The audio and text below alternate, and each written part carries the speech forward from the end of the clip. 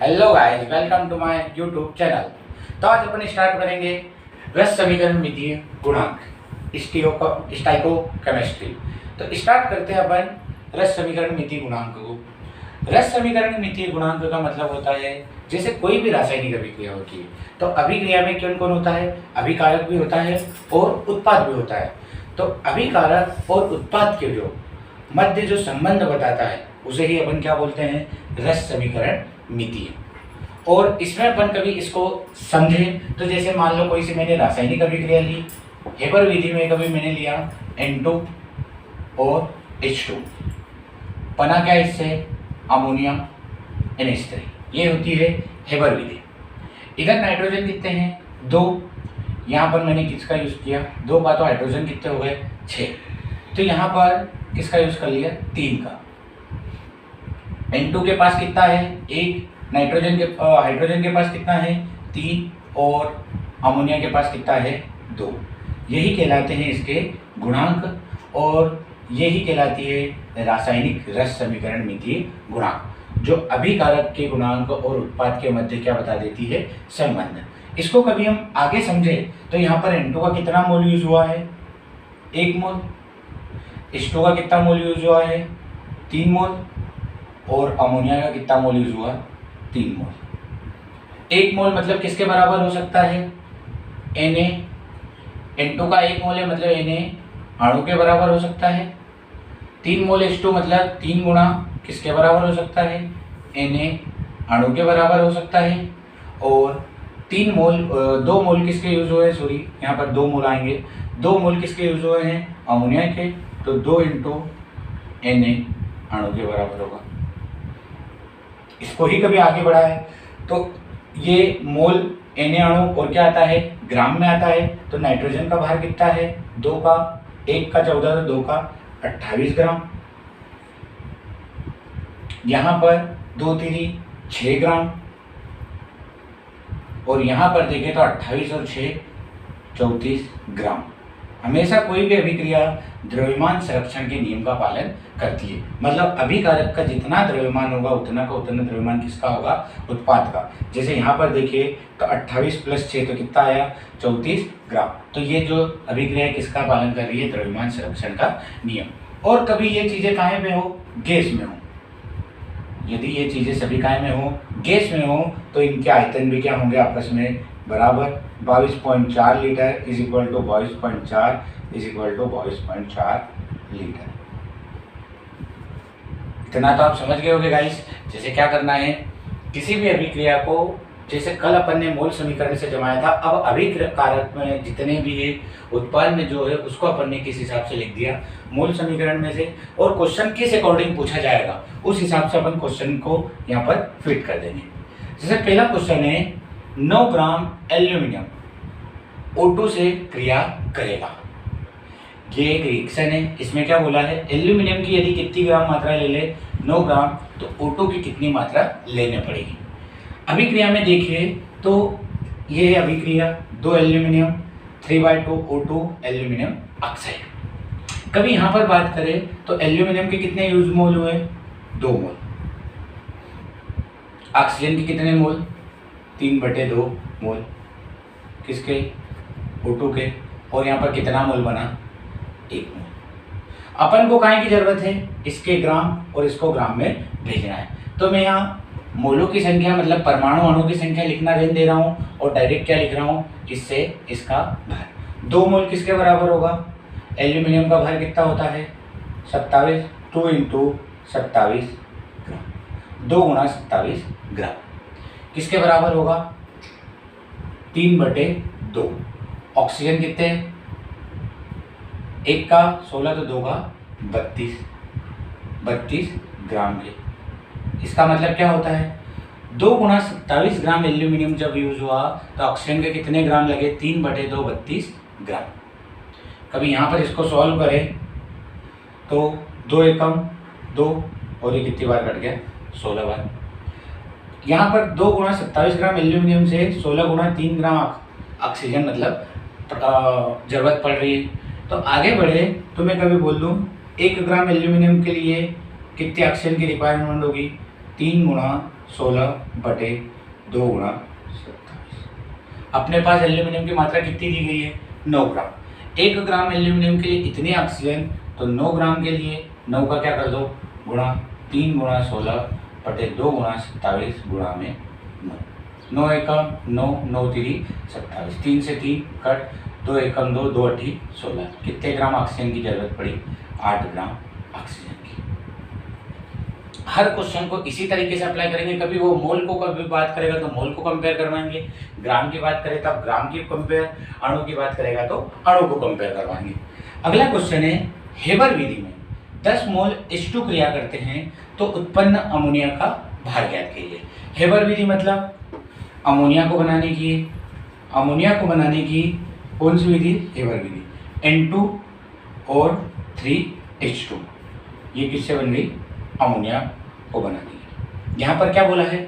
10 मोल क्रिया करते हैं तो उत्पन्न अमोनिया का भार, और भार हमेशा काय में होगा?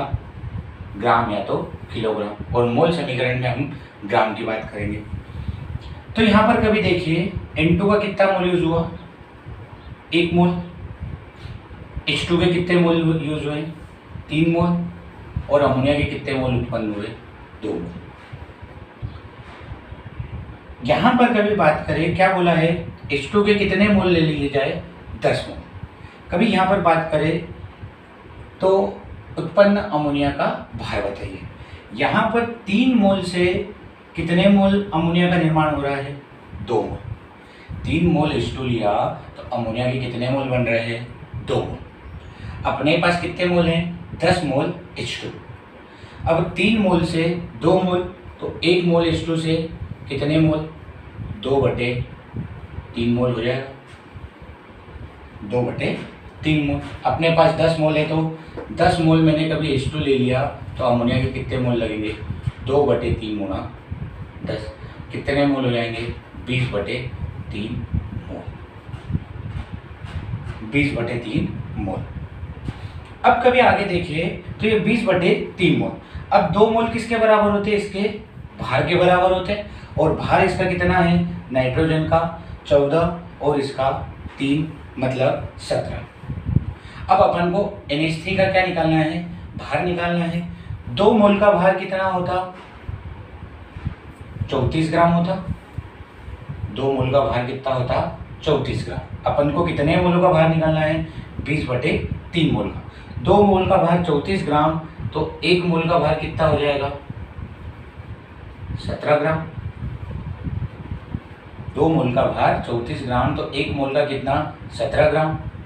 अपन को कितने मोलों का निकालना है? 20/3 मोलों का। तो 20/3 मोल का कभी भार निकालना है तो 17 गुणा 20/3। 17 शून्य 0, 17 दूनी 34, 340/3 ग्राम। ये आपका आंसर रहेगा। Clear guys? Okay, next question पे चलते हैं। जब 10 ग्राम CO3 को प्रबलता से गर्म किया जाता है तो NTP पर CO2 का कितना आयतन प्राप्त होगा? यहाँ पर कभी क्वेश्चन देखिए तो रिएक्शन पहले कभी बनाए तो CaCO3 को क्या कर दिया? गर्म किया। तो क्या बोल रहा है? CaCO3 को गर्म करेंगे तो क्या मिलेगा? CaO और CO2।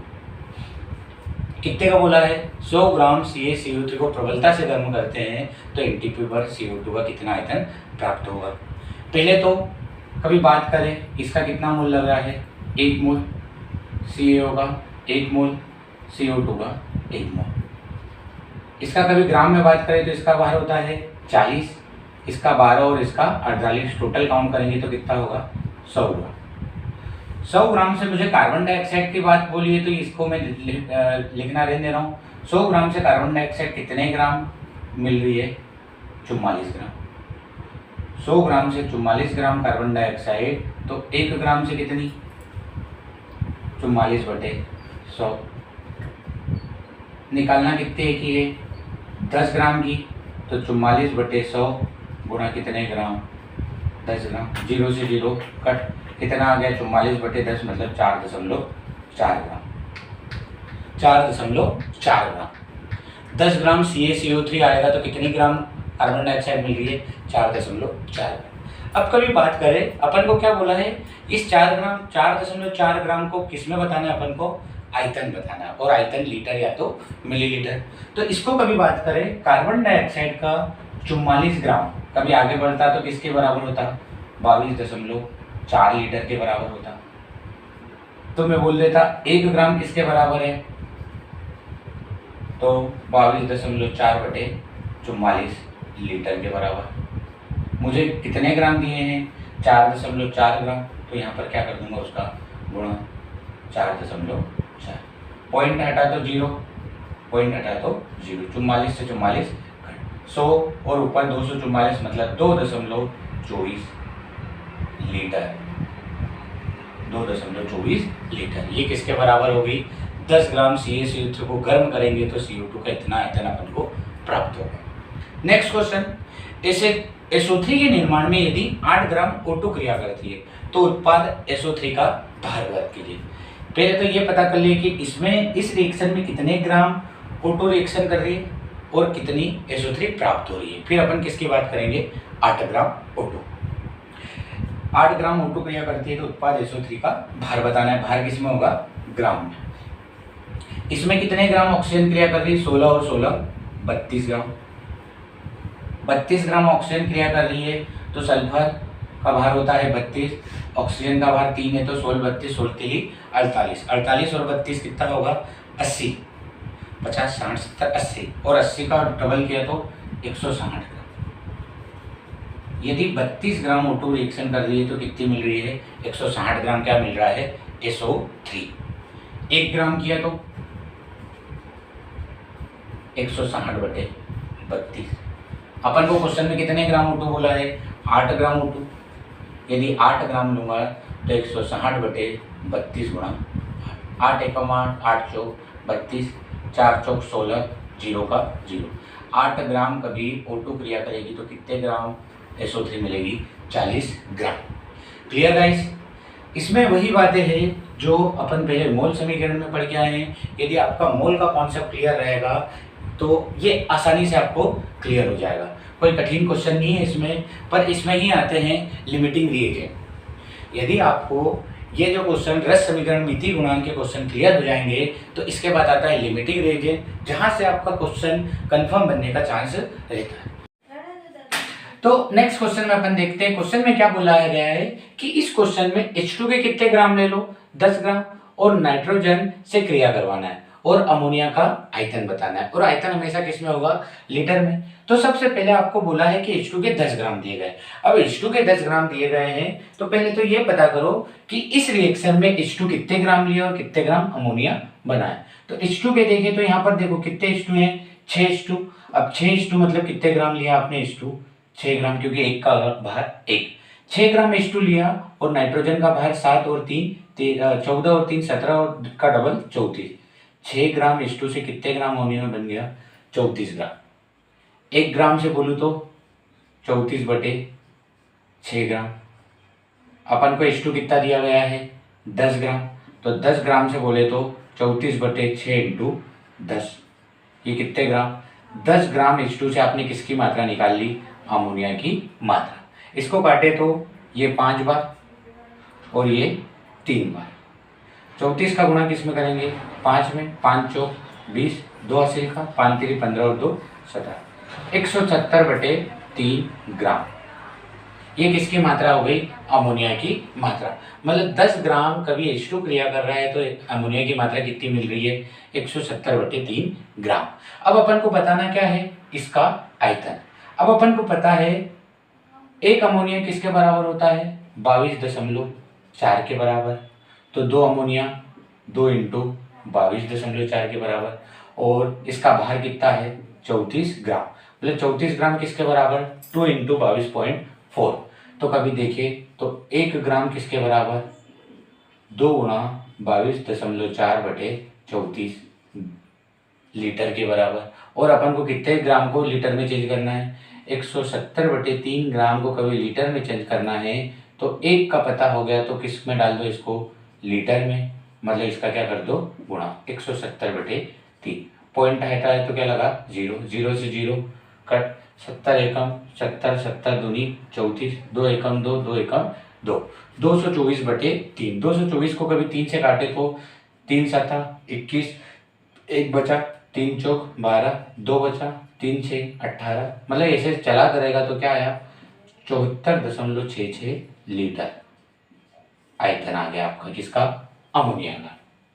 सेकंड क्वेश्चन में देखिए, एक गैस का सूत्र क्या है, CO पाया जाता है, इसका वाष्प घनत्व 70 है, तो x का मान बताइए, मतलब यहाँ पर x की मात्रा कितनी रहेगी।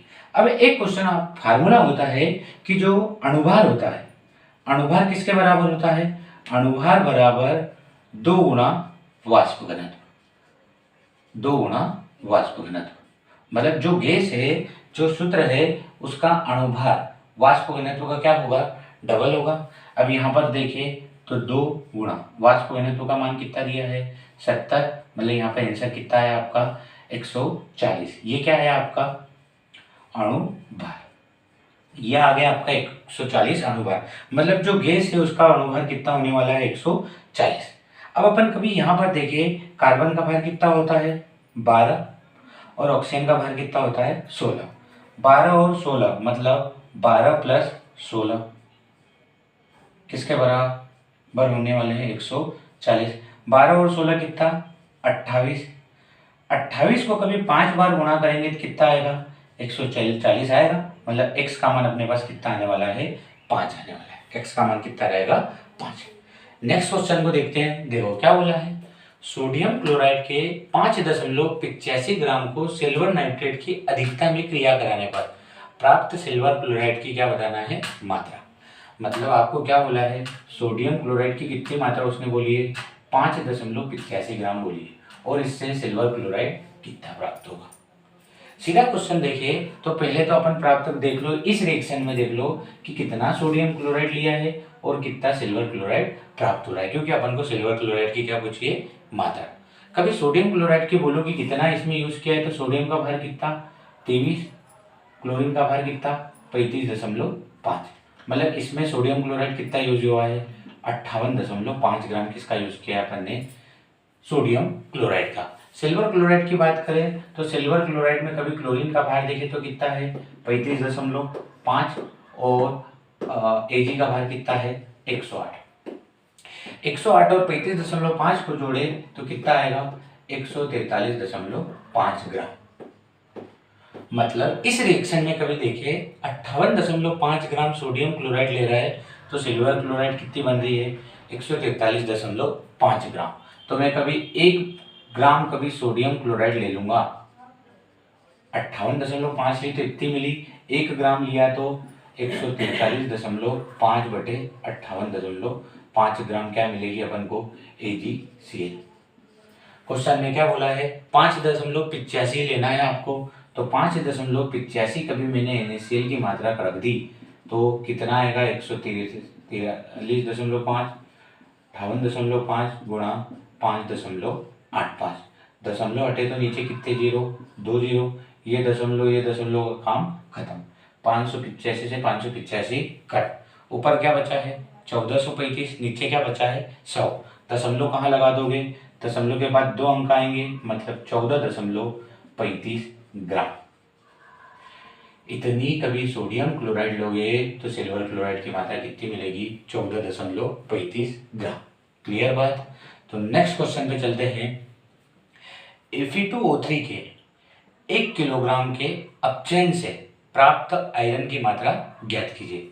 क्या बोला है Fe2 की कितनी मात्रा दे दी गई है 1 किलोग्राम, और इससे क्या प्राप्त करना है आयरन की मात्रा। तो सबसे पहले वही इस रिएक्शन में कितने ग्राम Fe2O3 का यूज हुआ है और कितने ग्राम आयरन मिला है, सबसे पहले वो देखते हैं। Fe का भार कितना आयरन का 56, 2 है तो 56 और 56 112। ऑक्सीजन का भार 3 है तो 1 का 16, 3 का 48 ग्राम। 112 और 48 को जोड़े कभी तो 8 और 2 10, 4 5 और 1 6, 160 ग्राम Fe2O3 का यूज हुआ तो कितने ग्राम आयरन प्राप्त हो रही है 56 ग्राम। कितने ग्राम आयरन प्राप्त हुई 56 ग्राम।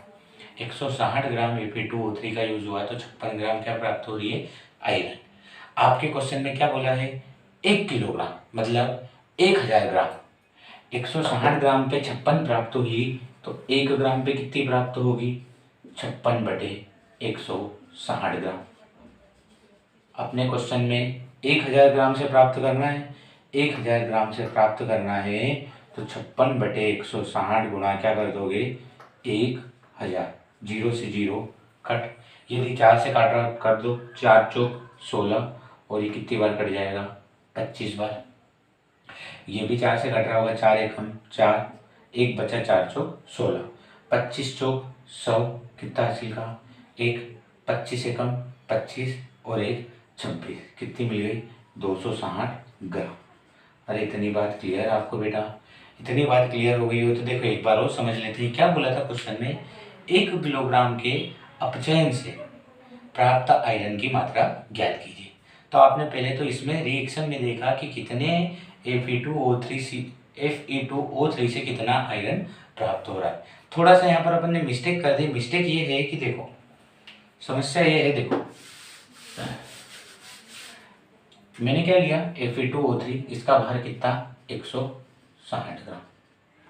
160 ग्राम से आयरन का भार 1 का कितना, 56, तो 2 का 2 × 56।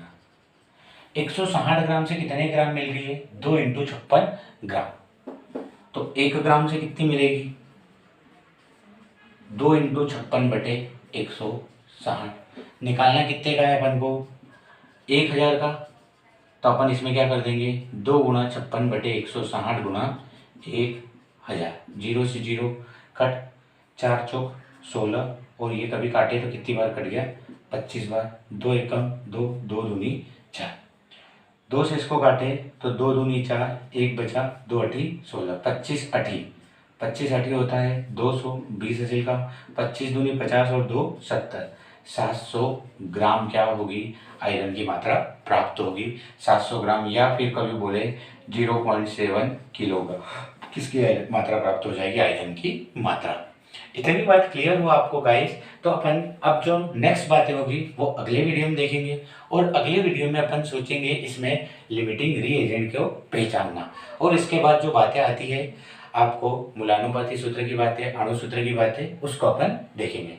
यदि आपको ये मेरा वीडियो आपके लिए हेल्पफुल लग रहा है तो प्लीज़ गाइस इसको लाइक करिएगा, शेयर करिएगा और सब्सक्राइब करिएगा। Thank you.